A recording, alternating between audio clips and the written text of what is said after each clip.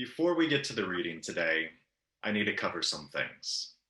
Today's sermon is going to be a little bit different than the usual sermons we've been giving, and that we're going to be talking about a very mature subject, sexual assault. And some of you may be asking, why are we going to do this? Why does the church need to address such a mature topic from the pulpit? My answer is that it's a very real issue for a lot of people. According to the National Sexual Violence Resource Center, nearly 1 in 5 women and nearly 1 in 20 men have experienced some form of rape, attempted rape, or forced sexual contact. This isn't the story of millions of people out there.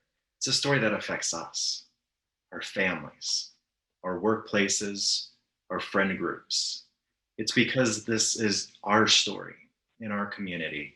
We must talk about that.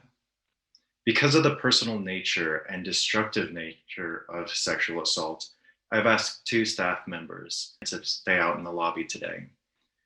If anything we talk about triggers any emotions or memories that make you uncomfortable, there's no shame in that. I invite you to exit the lobby, and they will be there if you feel the need to take their care if you want it. Alternatively, if something is stirred in you but you don't feel comfortable leaving during the service, I've asked them to stick around for a bit longer so you can talk to them. We will be reading today from 2 Samuel 13. This is in the life of David. I'll give you all a few minutes to turn there. 2 Samuel 13, we're going to be covering verses 1 through 22. It is a big passage. It is a hard passage, but we will persevere. Here we go. Now Absalom, David's son, had a beautiful sister whose name was Tamar. And after a time, Amnon, David's son, loved her. And Amnon was so tormented that he made himself ill because of his sister Tamar, for she was a virgin, and it seemed impossible to Amnon to do anything to her. But Amnon had a friend whose name was Jonadab, the son of Shemaiah, David's brother. And Jonadab was a very crafty man. And he said to him, O son of the king, why are you so haggard this morning or after morning? Will you not tell me? Amnon said to him, I love Tamar, my brother Absalom's sister.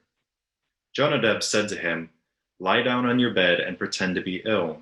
And when your father comes to see you, say to him, let my sister Tamar come and give me bread to eat, and prepare the food in my sight, that I may see it and eat it from her hand. So Amnon lay down and pretended to be ill. When the king came to see him, Amnon said to the king, please let my sister Tamar come and make a couple of cakes in my sight, that I might eat from her hand. Then David sent home to Tamar, saying, go to your brother Amnon's house and prepare food for him. So Tamar went to her brother Amnon's house, and where he was lying down. And she took dough and kneaded it, and made cakes in his sight, and baked the cakes. And she took the pan and emptied it out before him, but he refused to eat. And Amnon said, send out everyone from me. So everyone went out from him. Then Amnon said to Tamar, bring the food into the chamber, that I may eat from your hand. And Tamar took the cakes she had made for him and brought them into the chamber to Amnon her brother. But when she brought them near to him to eat, he took hold of her and said, come, lie with me, my sister. She answered, no, my brother, do not violate me, for such a thing is not to be done in Israel. Do not do this outrageous thing. As for me, where will I carry my shame? And as for you, you would be one of the outrageous fools in Israel.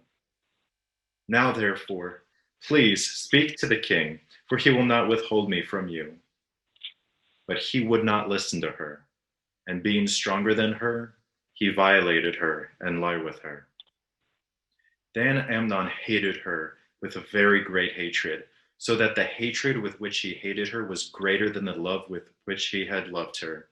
And Amnon said to her, get up, go.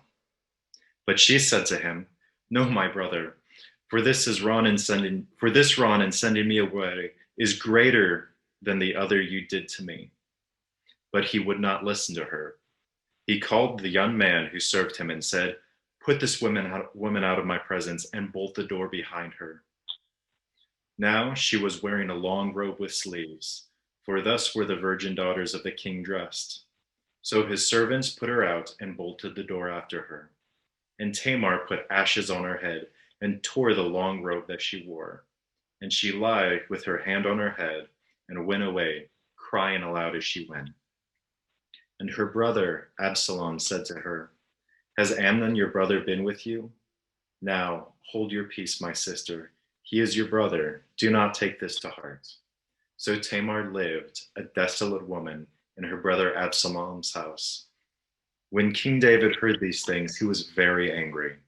But Absalom spoke to Amnon neither good nor bad, for Absalom hated Amnon because he had violated his sister Tamar.